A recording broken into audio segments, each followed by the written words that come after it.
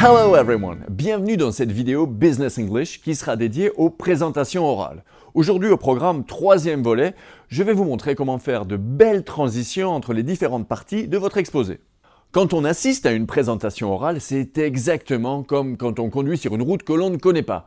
Heureusement qu'il y a des panneaux pour s'orienter. Donc, quand vous prenez la parole devant des gens, pensez qu'ils sont perdus sur la route et pensez à leur donner en permanence des points de repère. Par exemple, montrez clairement quand une partie est terminée et dites que vous passez à la partie suivante. Okay, that's all I would like to say about this. Now, let's move on to the next part. À présent, passons à la partie suivante. Ou alors, now, let's turn to the second part. Passons à la deuxième partie. À la fin de la deuxième partie, vous allez enchaîner avec la troisième. This brings me to my third point. Et ceci nous amène à ma troisième partie.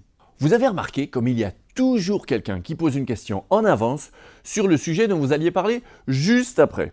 Maintenant, quand on vous posera ce genre de questions, vous répondrez « This will be the subject of my next part ». Nous allons parler de cela dans ma prochaine partie. Ou encore « I'll say more about that in a moment ». Justement, nous allons en parler dans un instant.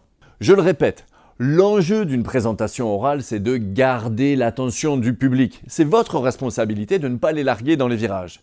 Avoir de bonnes transitions, c'est comme avoir un bon GPS. Ça rassure et ça évite de se perdre. Allez, on revoit nos phrases de transition. 1. Okay, that's all I would like to say about this. 2.